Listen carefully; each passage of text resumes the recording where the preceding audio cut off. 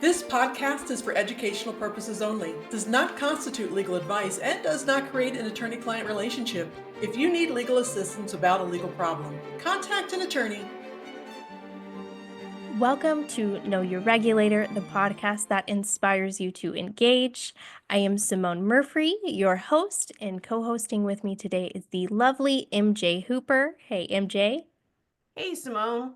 Thanks for having me on today. We have an awesome episode lined up for our viewers. Today, we have a very special guest who is a licensed psychologist, Dr. TwoSisters. She's here to share her experience working with BHEC. Yes. And that is also sometimes referred to as the Texas Behavioral Health Executive Council. We just refer to it as BHEC. Sometimes that's a long agency name to say. But before we dive in, I do want to remind our listeners that this conversation is just for general informational and educational purposes. We're going to focus on the broader insights rather than case-specific details. So with that being said, let's get started. Dr. TwoSisters, thank you for being here with us. To start, could you tell our listeners a little bit about your background and what led you into the field of psychology? That is a big question. Well, I wanted to be an artist, and I was in, I guess it was undergrad, and I was in a silkscreen class, and I heard someone talking about my art therapist said, and it was like a record scratched. I was like, what did you just say?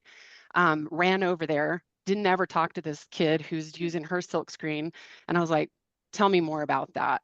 I had been in therapy since I was 18 years old. And I guess at that point, it took me 10 years to get my undergrad. So it was pretty close to, 8 years in. And I just was like, okay. So then I called some art therapists and they said, do not get a master's, go all the way, get your doctorate, because they felt like they were glorified social workers. Not that social worker is bad, but, 20 years ago, it's not what I think that they had signed up for as an art therapist. So then here I end up being a clinical psychologist, mostly working with people who are reproducing or menopausal. So didn't even hit the art therapy world, but I'm still an artist. I still identify as an artist and a fully licensed clinical psychologist. Well, it's definitely clear that you're passionate about making a difference in the lives of others. Yeah. Absolutely. Well, let's talk about your first experience with BHEC. Aside from receiving your license, which I'm sure is everyone's first interaction with them, can you share what subsequent interaction with your agency was like, and how did they contact you? Yeah, I hadn't really done much with them except for my licensure and would go to their meetings. They have these monthly and quarterly meetings because I was trying to, stay on top of things. And I got a huge packet in the mail. And I was like, this is not normal. Usually it's an envelope saying, Mhm. we're auditing your CEUs because that happens all the time because my last name is Right. TwoSisters. But it was a huge fat envelope and my heart it just dropped. I was like, oh my God, what is this? Well, I'm glad you brought that up, Dr. TwoSisters, because we always like to remind our listeners and our viewers that it's imperative to pay attention to your mail. Make sure your agency has the correct mailing address on file, because this is how most of the agencies will reach out to their license holders. So I appreciate you sharing that. Yeah, I got nothing except for this giant thing in the mail. So had I not had my accurate address, I would have, I don't know what they would have done. I guess they would have been knocking on the door saying hello, but I never communicated with them outside of that giant envelope. Interesting. Do you recall any resources or any guidance that effectively helped you navigate? My liability insurance. The best tip that I was ever given was with my partner in crime during our internship. We had just graduated, so I'm looking at liability plans, and I'd always had my own in grad school because I didn't trust my grad school valid. And she was just like, make sure you get the representation part of your liability plan. And I was like, what? And she goes, yeah, they'll do board defense or any time that, if you're sued, they'll help pay for the lawyer. And I was like, yeah, I don't know how much that is. That can't be, and it's not that much. And so that was the best advice I ever had. And then, so I contacted the liability insurance, probably told them too much in hindsight, because this is the first time I've ever had this happen. And they're like, Right. oh, here's a couple attorneys, you should seek them out or whatever. And the list that they gave me was, you guys weren't on it. And clearly I ended up with you guys. So there's a reason for that. It is a really big, our last podcast episode was actually geared towards professional liability insurance, and it is so important for license holders to just know that that's an option, because obviously no one foresees themselves, kind of getting into a regulatory complaint or regulatory investigation process, but it can be so, that help can be so impactful throughout the process that I'm glad that you were aware of it and can share that knowledge with other license holders too. Yeah, this was expensive, right? Like you have to find money for an attorney, whether it's a valid complaint or invalid, it doesn't matter. We have to respond. And knowing that the liability insurance would help offset some of the fees was just a great, comfort, because this whole thing was terrible, right? So having Right. that, knowing that I'm not going to have to go out here and get a loan or, it was just really comforting to know that I had financial support and representation support. Well, it sounds like there were some really valuable lessons that were learned along the way.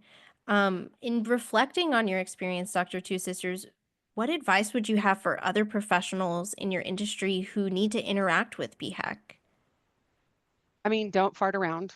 Get on it right away. Obviously, I that's agree. something my mom would say, right? Like, respond immediately. It is our responsibility when we have a license to respond to the agency that is issuing the license.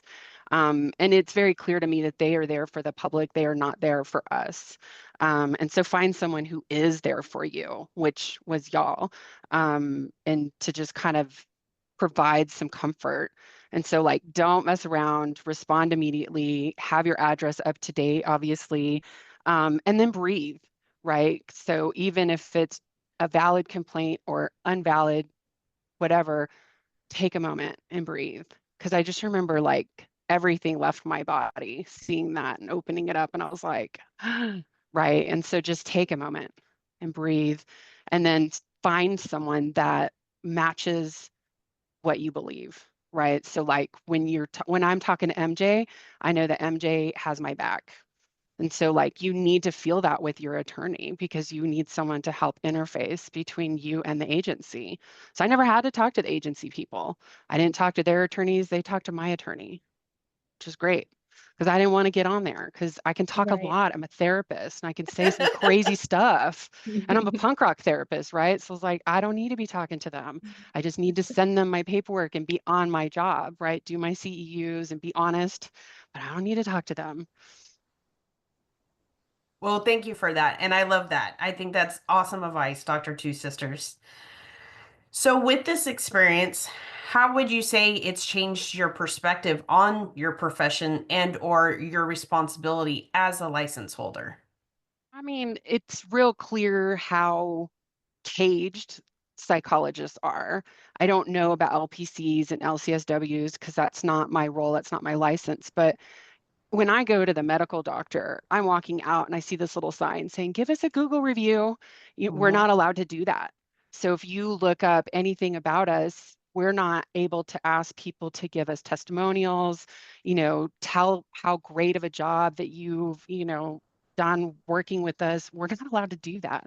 So what's out there is very, I don't know, it's one-sided or it's just really difficult to kind of live in a cage and know that when I was in grad school, they talked a little bit about, professionalism and there are some rules and regulations, but then you get out in the real world and you're like, wow, I walk into Target and if there's a whole family right there that I know, it's my job to leave if they look uncomfortable. Like I am no longer the boss of my life. And so I just don't think that that was as real as it was until after I had my license. So it's a very big responsibility to be a therapist. It's a very big responsibility to be a psychologist. And then after having just going through this battle for like 9 months, I was like, yep. And I'm pretty tight. I am very private, like what's out there is out there because I want it to be out there. But outside of that, like I'm a pretty private person. And so I just can't imagine if someone doesn't know that. I hope that they know that they are going to be very caged. And it's worth it. It's worth it for me to do the work that I'm doing with my patients and the people I care about, but it comes at a high cost. Oh, Yeah, it sounds like it. I mean, I can imagine that would be, you are, I'm an incredible therapist, but you can't tell everyone you're an incredible therapist. And I've helped so many people. I could try and help you, but I can't tell you that.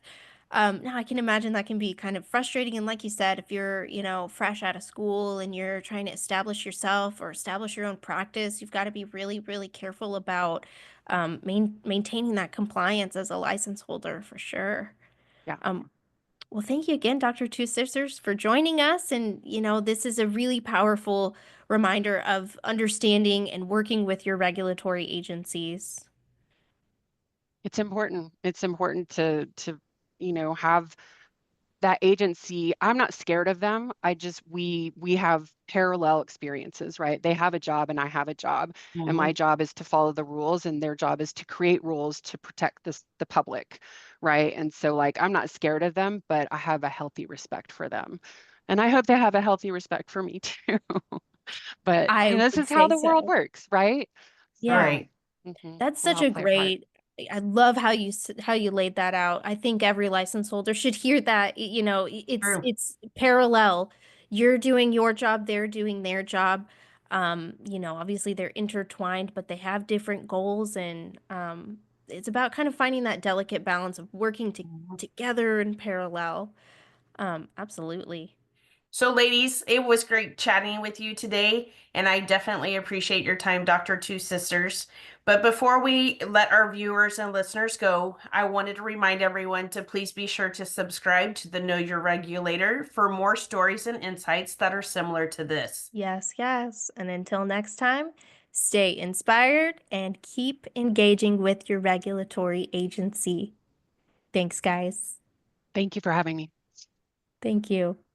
Know Your Regulator, the podcast that inspires you to engage.